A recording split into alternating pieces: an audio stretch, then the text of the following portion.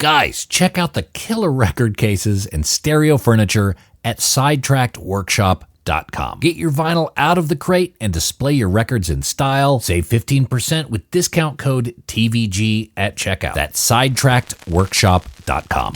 And now, on with the show. Welcome to The Vinyl Guide, the podcast for record collectors and music nerds. Here's your host, the biggest record nerd of them all, Nate Goyer. Well, hey everyone, it's Nate. Welcome to episode 453 of The Vinyl Guide, the podcast for fans and collectors of vinyl records. And hey people, got another big one for you this week. We are joined by guitarist and music gear mega collector Joe Bonamassa, who's going to talk to us all about his new record label, collecting music gear, his appreciation, his approach to the art of vinyl records, his new LP live at the Hollywood Bowl on Journeyman Records, and lots more. The record is now out. You could dial it up on streaming, or you can order the vinyl at jbonamassa.com. There's lots of videos. You can go over to YouTube and see some of the performances live at the Hollywood Bowl with the full orchestra. Pretty cool stuff. That's Joe Bonamassa live at the Hollywood Bowl on Journeyman Records. Now, for those of you who are new to the Vinyl Guide podcast, welcome to the show. We've got hundreds of episodes you can enjoy for free, talking to legends about records, rare recordings, and collecting. For example, Mr. Billy Gibbons of ZZ Top joined us for episode 293, talking guitars, records, touring with Jimi Hendrix, and lots more. That's episode 293 of the Vinyl Guide. We recently discussed the Miles Davis archive. What's in there? The records, the recordings, all sorts of fascinating stuff. We talked about it with the curator and manager, Vince Wilburn Jr. That's episode 452 of the Vinyl Guide. Mr. John Densmore of the Mighty Doors joined us episode 433. Music nerd royalty and YouTube legend Rick Beato joined us episode 430.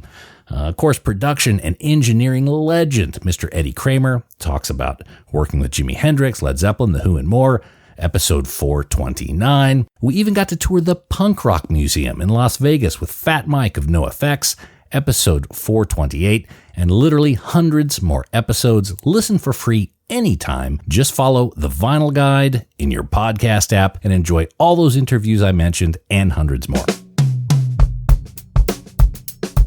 And so with that, let's head over to Nerdville and discuss recording, records, and collecting with Mr. Joe Bonamassa.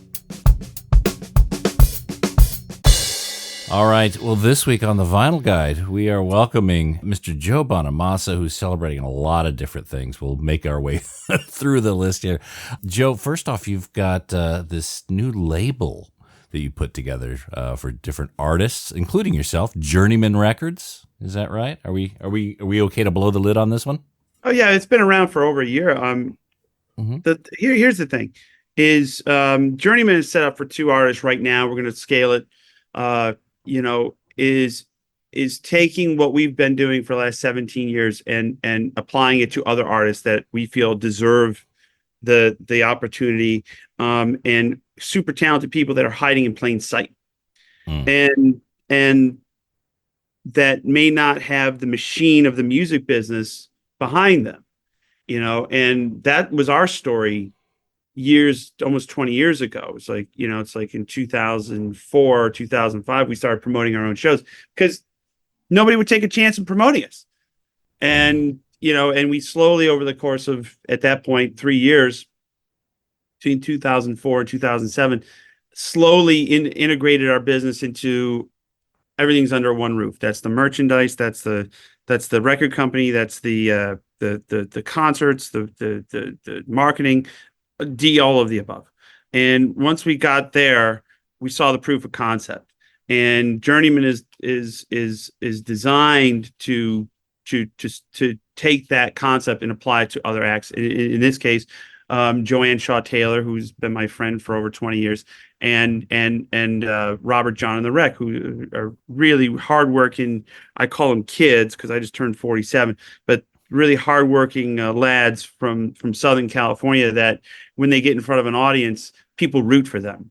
And that's a skill set you can't teach. They root for you. Same thing with Joanne. They root for you. They want to see you succeed. They want to buy your product. They want to buy your T-shirt. They want to see you do well. And and those are the outliers that we look for in artists when we get involved with them. We're not a label that, we're not miracle workers. If you don't believe in yourself, then how is it, how am I supposed to believe in you? These are the ones that they believe in themselves, but they're not serviced through the normal terrestrial radio and corporate music business that is literally, as the crow flies, 3 miles from my house. So you seem to be behind a lot of different passion projects. You've got some charities. You're a guy who gives back quite a bit. This record label or entertainment company, it's a very different motion than being an artist. Is this something you like doing, getting involved in like careers and mentoring others? Is that something you like to do? I always have. I always tell people that my phone is always on, and you can always text me or call me. Probably better to text because I sometimes don't answer I don't want to spend the whole day on the damn phone. But the reality is there are so many hardworking, talented people out there that deserve a shot in the music business, but just don't know how to to scale it. Mm-hmm. We know how to scale it. We know we've seen it go from 100 seats to Red Rocks. We've seen it go from, selling records out of the back of our car, to the back of our van, to selling 9 million records worldwide. You know what I mean? We know how to scale it, and it's not a hit song on the radio. It's just a slow march forward, and brand building, very old-fashioned brand building.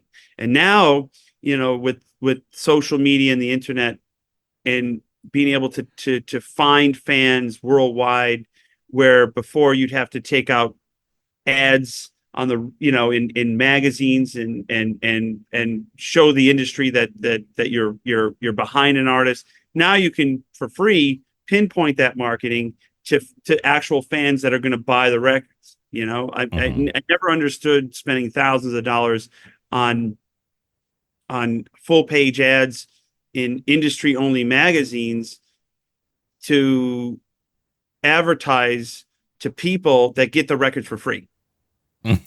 Never understood that. You know what I mean? It's like, well, you have to be a label to subscribe to, well, back in the day that was R&R magazine, the Album Network. Remember that? Which I believe was Robert Kardashian, of all people, founded those magazines before he got pulled out of retirement. We won't talk about that. I never understood that, because you really want to be a people's champion. You don't want to be someone who's, an industry darling, but then can't sell 200 tickets in Des Moines, Iowa. That is an artist that, you get invited to all the cool parties and the red carpets, but when it comes down to boots on the ground and people in the seats, you're struggling. I'd rather put people in the seats and not get invited to anything. Just leave me alone. Look, you know how to pave your way, especially in this segment of the industry. And so bringing along artists, I think, is a very natural thing to do. But again, it's work in a different way, right? It's not playing the guitar. It's not writing music. It's not, working with the band necessarily, but a lot of it can be behind a desk or in front of a spreadsheet. Do you get involved in much of that, or is that mainly your business partner or your manager that's involved? Well, you have to be both the musician and the business, and it's, we have a staff of over 20 people that work in South Florida. And now it's, I think, almost 25 or 26 with Journeyman. There's 4 full-time people that work outside of the Joe Bonamassa umbrella, on Robert John and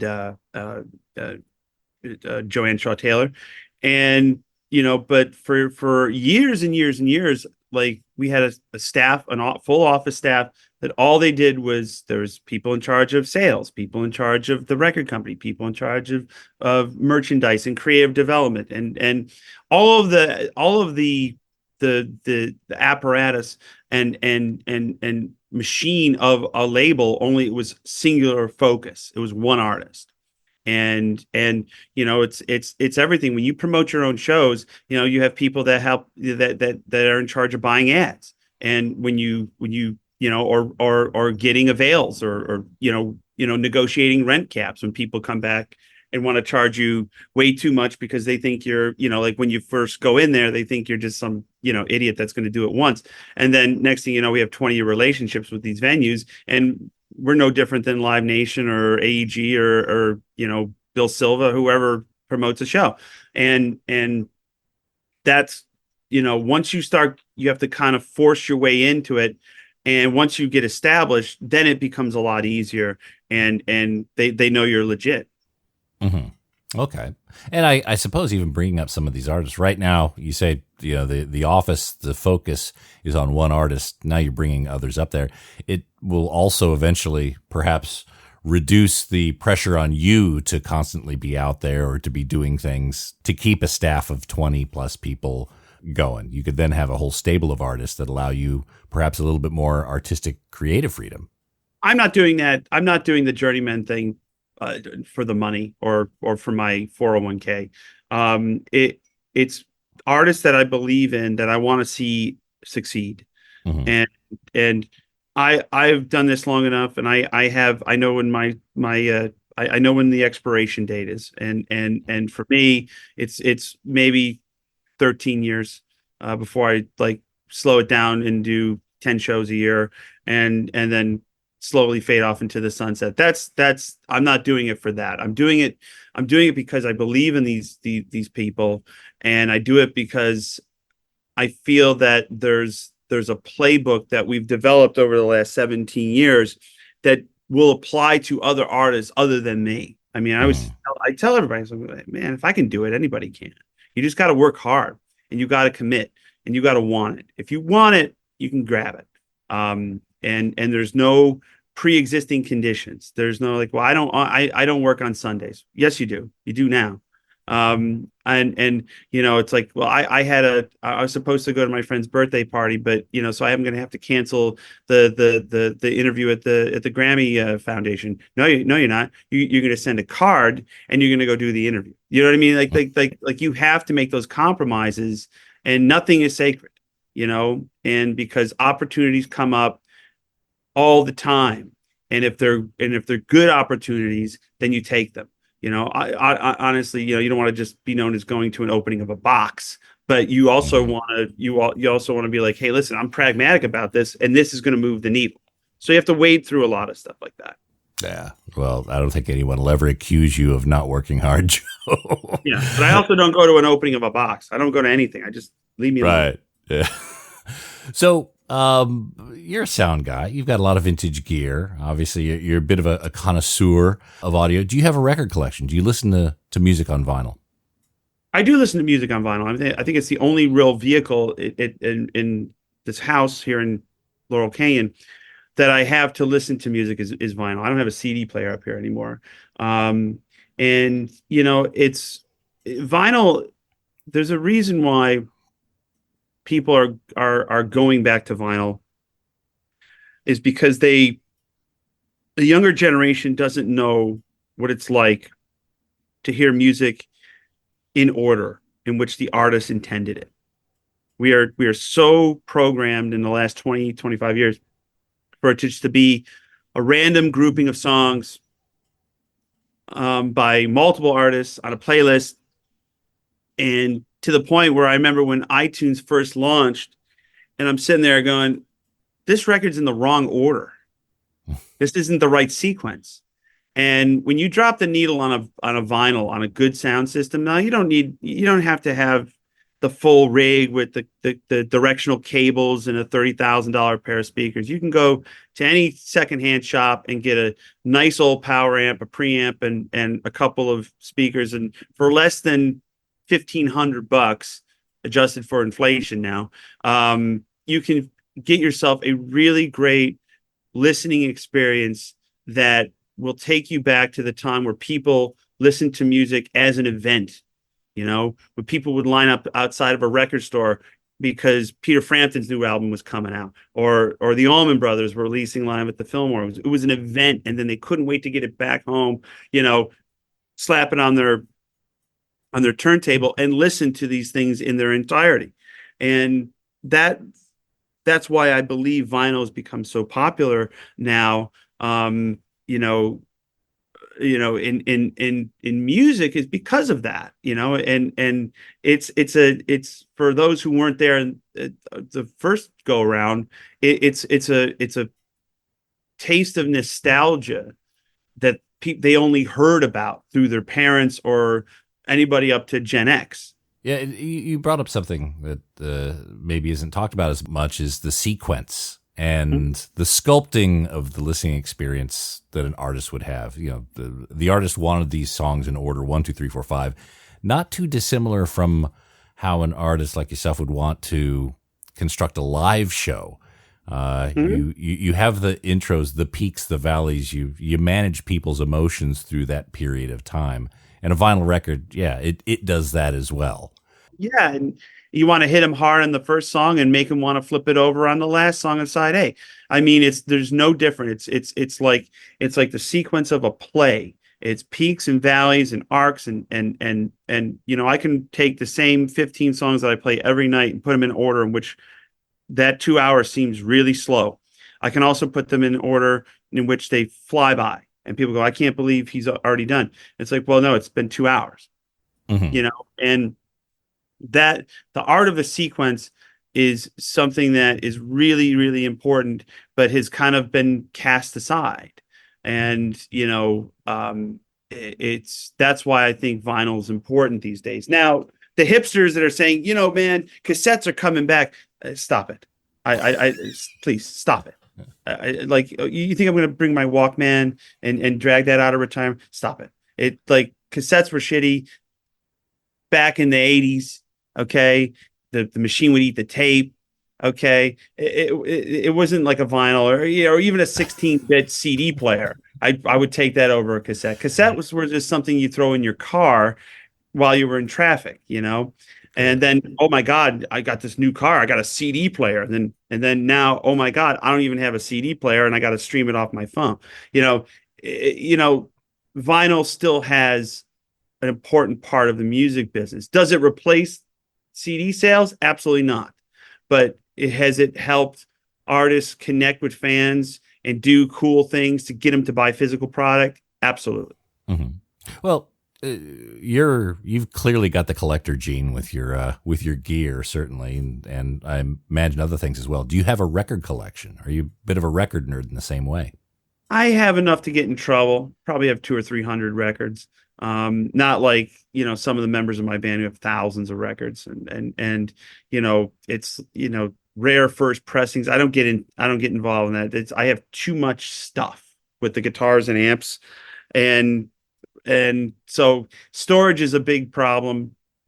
Space is a big problem. And, I'm more of a guitar and amp collector than I am a vinyl collector. I mean, it's like, if I got to reference a song, if I'm producing a record in the studio, I'm as guilty as the next guy. Am I going home and pulling the vinyl out? No, I'm going to go on Spotify or Apple Music and be like, okay, this is what this, if we're covering a song, be like, I think this is the chords, you know what I mean? Mm-hmm. So there is a convenience factor to having it all, act, on your iPhone or Android. But if you want to just sit down, relax for 2 hours and just forget the problems, throw your phone over the cliff and just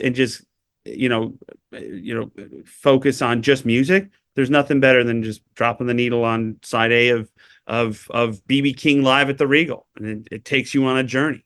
In the blues area, there's a lot of collectible 78s, highly rare 78s. Is that anything that's on your radar at all? No, I know people that have, that have a network of collectors and people who collect that kind of early Columbia stuff and OK records and all those regional blues labels that were recording, Son House and Robert Johnson and Blind Boy Fuller and the problem is I have an addictive personality, and I've curtailed that urge, because I know if I start with 178, I'm going to have 50 78s, and you start going down the rabbit hole, and then honestly, the greatest record collection I've ever seen in my life was in Montreux, and the late great Claude Nobs, who's founder of the Montreux Jazz Festival, invited us up, my producer and I, to his chalet. And I walk in, and there's Quincy Jones, and you're like, wow, how my life has changed from growing up in Utica, New York. And he took me through the record collection. I mean, you're talking about the rarest of the rare, and the most coveted jazz and blues and stuff. And he was passionate about it, but he started collecting before there was a marketplace. He was just a fan, and just collecting all of this stuff. And he was also very, very passionate, almost like an Alan Lomax kind of personality, where he wanted to preserve the music, because a lot of times he was holding on to one of the two known copies of these albums that were direct to disc, and sold regionally, not nationally. They were sold in Memphis or Mississippi or Texas. It's important to do that. It's important to be a custodian of this music, because you can't rely on corporate and the corporate record companies to really care about that. They do some of it. Sony Legacy does a good job, and Universal, they have a legacy program, and they do a good job.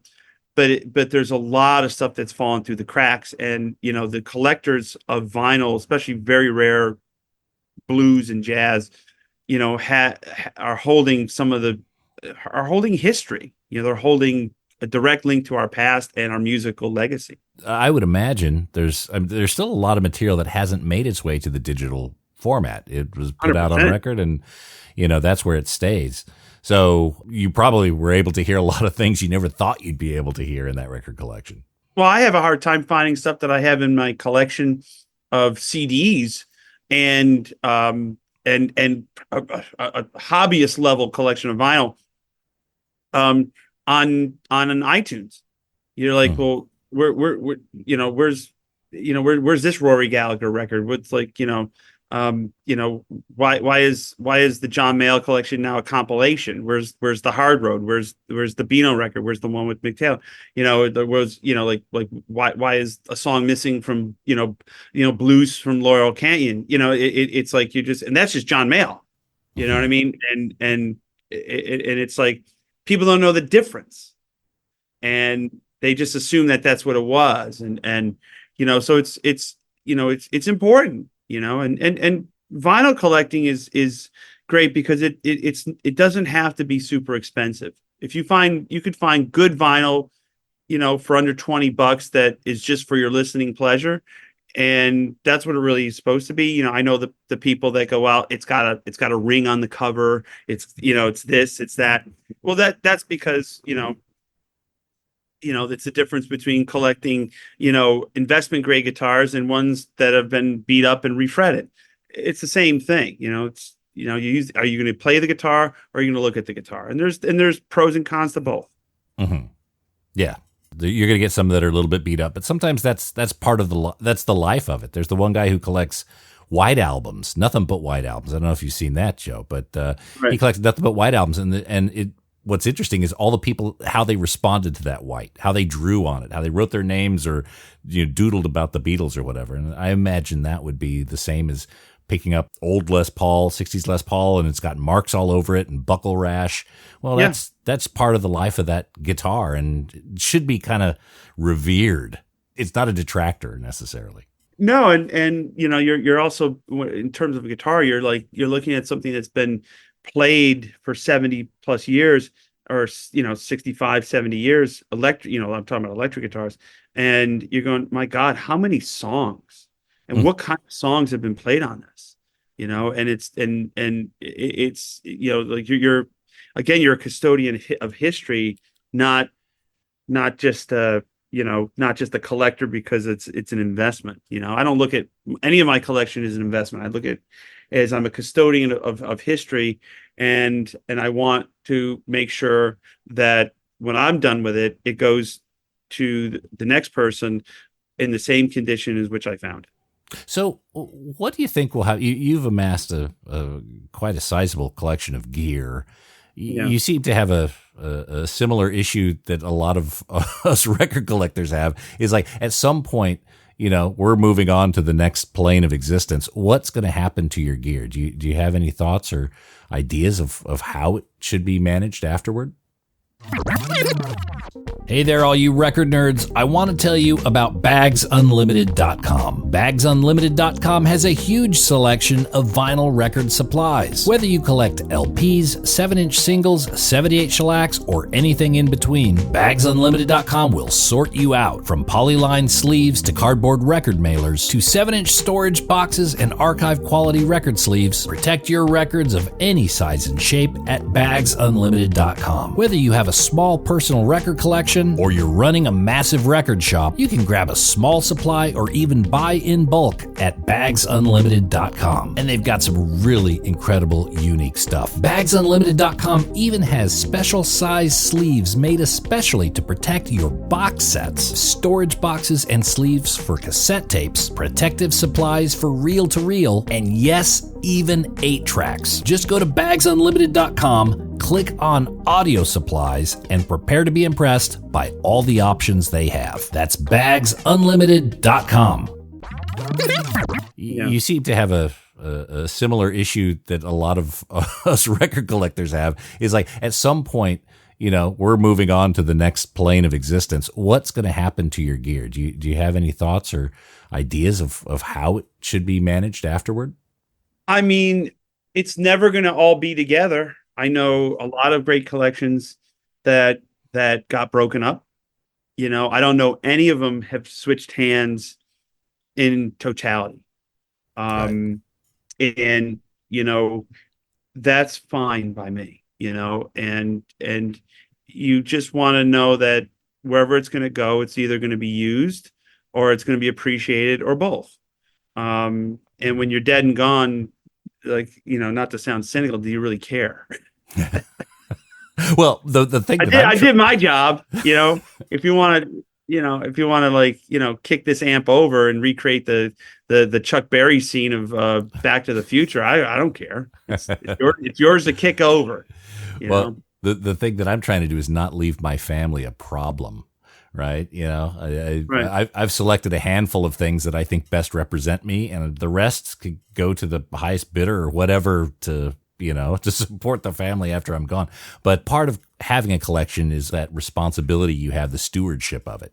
So, I'd be curious to know what your thoughts are about where it goes, or not as a whole, but I mean, do you have any plans for it? I do have plans, and it's to be done slowly, not all at once. It's to be done slowly. It also out of respect to other collectors, because when you start getting 100 and something of one thing, showing up on the market tends to deflate the market. It's one of those things. I've had this conversation at among social situations where people ask me about collecting and be like, how many, like the narratives, how many guitars you have? I said, I have around 650. And they're like, wow, how many amps do you have? I go, about the same, about 650. And they're all generally mint condition, the highest level of preservation that I can find. And there's always a contrarian and that comes in and goes, why do you need that many? I said, if you have to ask me that, then you have no idea what being a collector is. A collector is someone who gets into a tranche of collecting that is passionate and deliberate about its preservation. And it's not about who has more, because any big collector will say this, that isn't arrogant and has trying to flex on Instagram, is any big collector will say this: no matter how much you think you have and how good of your stuff that you think it is, someone always has a better better version of that record or that better example of that guitar. And it's not about flexing. It's about, listen, I'm preserving this because I'm passionate about it. And if in 50 years nobody wants it, then fine, it'll be in the pawn shops again, and then somebody will figure it out.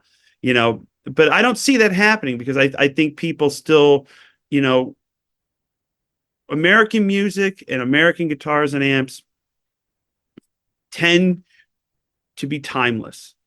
And I think there's always going to be someone that's going to be involved in preserving that, because, I look at a Fender amp built in 1955 and I said every screw, every tube, capacitor, socket, speaker, baffle board, lacquer covering, tweed lacquer covering, everything was produced somewhere in this general area of Southern California. And we can't say that anymore. Mm-hmm. Yeah, you can't say that about anything anymore. You can't say that about anything. You can't say that about the most American. I bet you there's some Chinese screws on a Harley Davidson, and I could tell you that for free. You know what I mean? It's like why is this gas tank made in China? Well, it's cheaper. It's like, but 70 years ago or 65 years ago, we built everything here, and I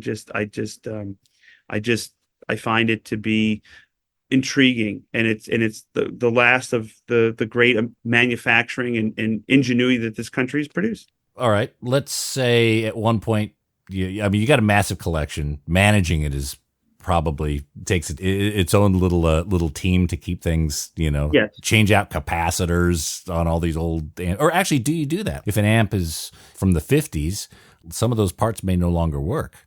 It depends if I have intentions of using it. Like, there are some things, the majority of my collection are so preserved, especially on the amp side, they look like they were made yesterday. I also have many amps, in Nashville, and I have a cache here in Los Angeles of ones that I can throw in the back of my car and not worry about scratching. So those are the ones that get the new caps and that are maintained to the highest level. As far as if you come up to my house, which is a functioning museum, you're like, oh my God, that tweed 310 tweed Fender Bandmaster looks like it was made yesterday. I'm like, great. But how does it sound? I go, it says mint. I go, it probably doesn't work. It's like, for you to get, it hasn't been turned on in 45 years.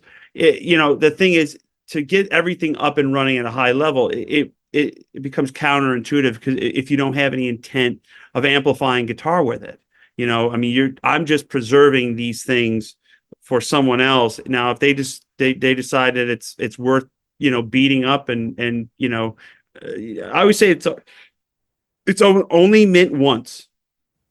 And if you have the luxury of finding another example that you can take out and beat up, and great, do that.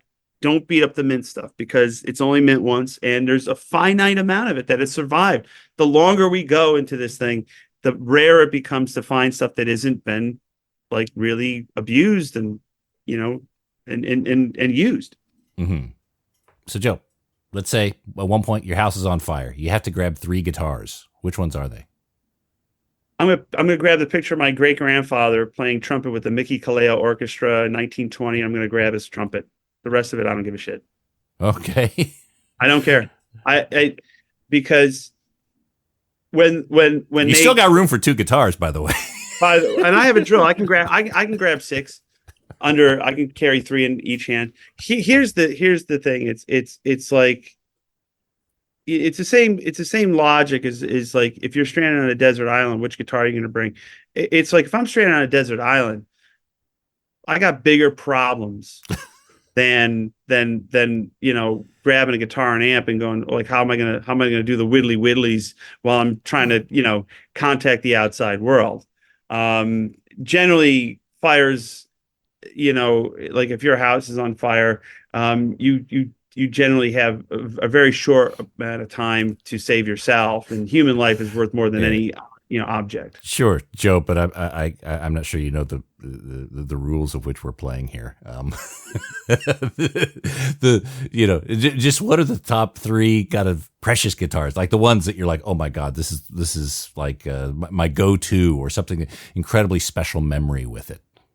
Well, it depends. I mean, Do you grab the Flying V's, or do you grab the Sunburst Les Pauls, or do you grab the Mary Kay Strat? Do you grab the unicorns? I've hundreds of guitars just here in this location that would be anybody's top collectible. I mean, it's so hard to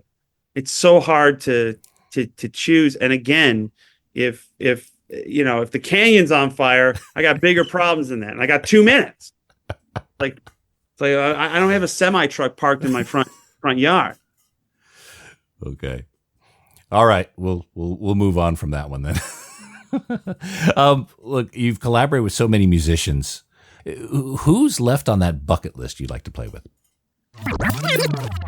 Hey there, I gotta tell you about the Groove Washer. Not because I have to, but because I want to. The Groove Washer is the best record cleaner you can get. And if you have a vinyl collection, you need to keep it clean. Dirt and dust lead to groove wear, which affects the sound and value of your record collection. Use the Groove Washer to clean before each play, and your ears and future pocketbook will thank you. Ask for the Groove Washer by name at your local record store, or go direct to groovewasher.com and use promo code VinylGuide10 at checkout. Groove Washer is a great holiday gift. Why not send one to a friend? groovewasher.com, discount code VinylGuide10. Do it now.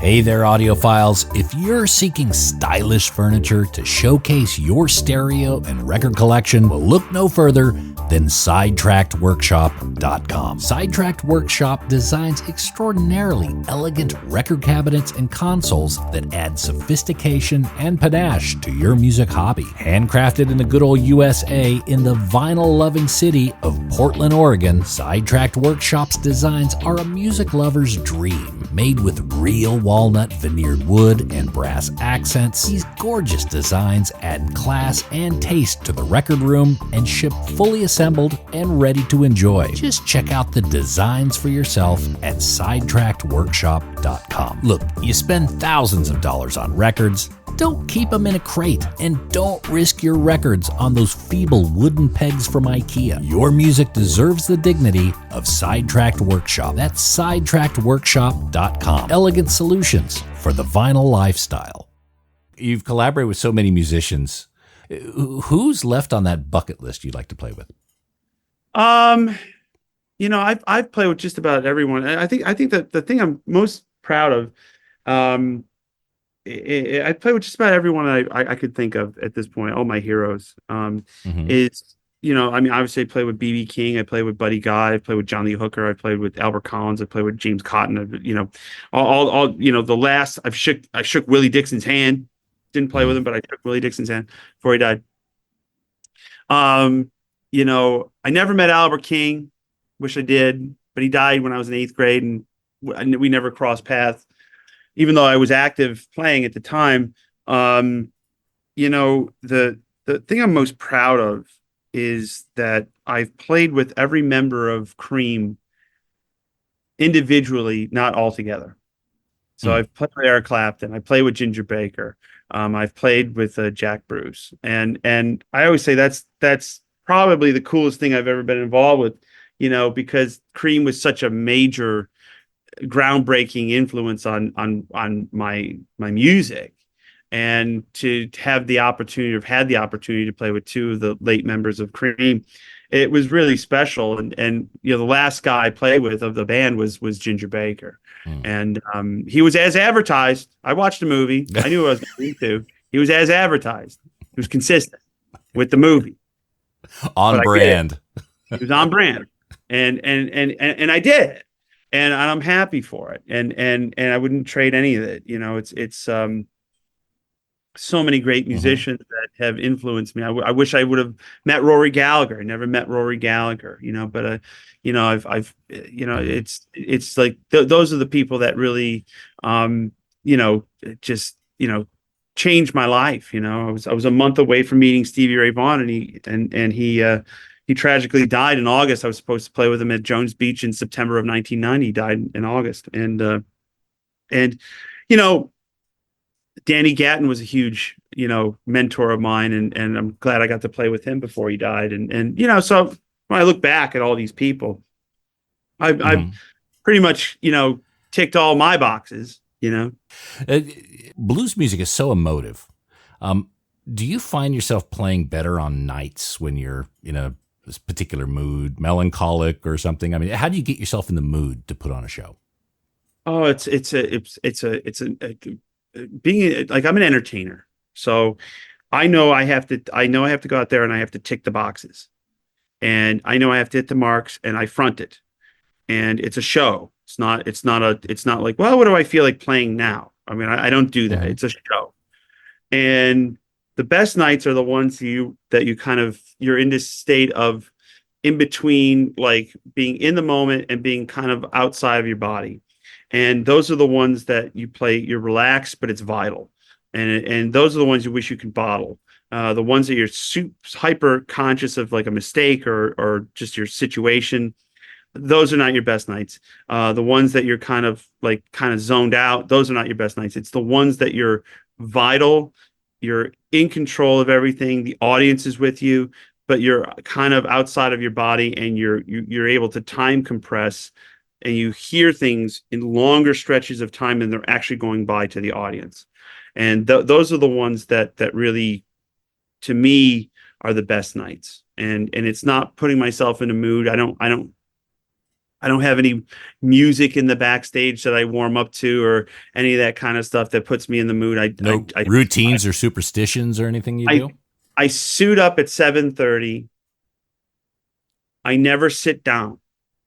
And right before I suit up, I go look at the crowd. Now at 7:30 for an 8 o'clock show, my audience knows that I go on fastidiously at 8 o'clock, and there's maybe 40% of the crowd inside the theater. And I just take a look, and it's just a superstitious look. I go back to my dressing room, I suit up, I never sit down, and I chat with my tour manager or whoever's around, and we could be discussing collective bargaining agreements of the 1960s about 3 minutes before the intro, and it doesn't matter, because as soon as I hear the intro and I put the sunglasses on, I switch characters. I'm a different person, and I just go into, I have to be the guy. And then at 10:10, when the show's over, I take the suit off, I put him away, and we'll see you tomorrow night at 8 o'clock. That's it. That's my routine. So for the live at the Hollywood Bowl, that was your first time at the Hollywood Bowl? A lot of history there. Yeah. Oh yeah. I mean, it's, the fact that it's so close to where I live, and it meant so much. You can take the bus. You don't want to do that. You want to get there early. Finally, after being caught in that Highland traffic so many times for bowl shows, I was the one causing it. I got some satisfaction out of that. But no, it was great, to have that orchestra behind you. And it took a lot of concentration. It took a lot of effort. It took a lot of work to get there. Not just metaphorically, starting at the Mint, playing the 5 people, and then packing the Hollywood Bowl. That was one side of it, but the actual work that it took to prepare the band to be a guest with the orchestra. The orchestra was not a guest with us. We were a guest with the orchestra, because they're as fearless as they are brilliant, because they will drive off the cliff. If you get off the bars, they're going to drive off the cliff, and they're going to be like, hey, listen, we read the charts down, and it's no fault of their own. So you have to be on it, and you have to listen to them. It was a real testament to listening skills and situational awareness, especially on stage. That's interesting, because I guess if you're in a 5-piece band or whatever, you can, ebb and flow and communicate with just a few other guys on stage to kind of manage any mistakes or any changes. But if you've got a 40-person orchestra behind you, I guess you don't have that sort of freedom. I play improvised music for a living, and we travel with an 8-piece band. And then this summer we're going to travel with a 12-piece band or 11-piece band, 12 including me. And I can steer that like a Ferrari, because it's blues. And if I feel like I want to take a couple extra bars, the guys playing the horns will be like, okay, section 2, repeat. When you have a 40-piece orchestra, that's not happening. It's not happening. And you have timpanis, you have brass, you have strings, you have everything, all the above. They're not listening. They're not listening to like, oh, I think Joe's in a mood to play an extra chorus. They don't know me. You know, my band knows me. They know if I'm going to go an extra, and then I see them looking around, and I'm like, oh, sorry, but that's easy to pivot. With the orchestra, you are pinned. You are absolutely pinned to that chart. And I don't read music. So my hat's off to Lamar Carter, our drummer, who really was so critical for me. He would hit little splash cymbals and little notes about, little cues about 2 to 4 bars before a section would change, that if they weren't there, this guy would have gotten off the chart, Oh man. Well, look, the performance is phenomenal. And I want to make sure to direct people over to Joe Bonamassa live at the Hollywood Bowl with an orchestra. Again, there's a double vinyl set there. It's a beautiful blue vinyl variant. jbonamassa.com. There's several other albums up there from Joe's that you want to take a look at. There's a new Black Country Communion LP you could pre-order. And also check out the releases on Journeyman Records. You got Joanne Shaw Taylor, Heavy Soul. That's out June 7th. Of course, the Hollywood Bowl album is going to be out mid-June, around the 21st. And then Robert John and the Wreck, Red Moon Rising, releasing at the end of June. All available on vinyl, shop.jbonamassa.com. Joe, thank you so much for coming on the show, mate. And we hope to have you back at some point. Talk more records and collecting crap. It's a great discussion, man. Collecting and collectors are a unique breed in which you hire the most eccentric Hollywood screenwriters to write a movie about guitar collectors, vinyl collectors, car collectors, any kind of collectors, and they could not, even with their twisted minds, come up with the eccentric characters that live within our world. Very well said, Joe. I may steal that quote. Thanks, man. Cheers. Bye.